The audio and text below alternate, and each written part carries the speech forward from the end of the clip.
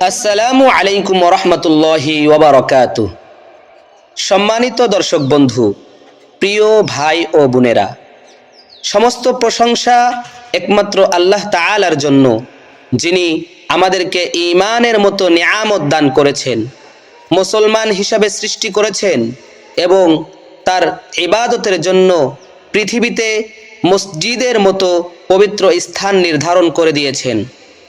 দুরুদ ও সালাম বর্ষিত হোক মানবতার মুক্তির অগ্রদূত আমাদের প্রিয় নবী হযরত মুহাম্মদ সাল্লাল্লাহু আলাইহি ওয়াসাল্লামের প্রতি, যিনি আমাদেরকে মসজিদের মর্যাদা ও মসজিদ আবাদ করার ভূমিকা শিক্ষা দিয়ে গেছেন। আল্লাহ তাআলার অশেষ রহমতে আজ আমরা এমন এক যুগে বাস করছি যেখানে ইসলামের দাওয়াত ও দ্বীনি শিক্ষা আধুনিক সুব্যবস্থার সঙ্গে সমন্বিতভাবে এগিয়ে যাচ্ছে। প্রিয় দর্শক বন্ধু, মসজিদ আল্লাহর ঘর।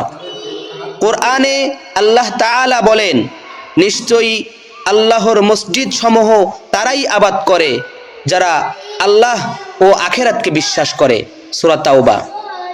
এই আয়াত আমাদের স্মরণ করিয়ে দেয়, মসজিদ শুধু ইবাদতের স্থান নয়, বরং ইমানদার সমাজ গঠনের মূল কেন্দ্র।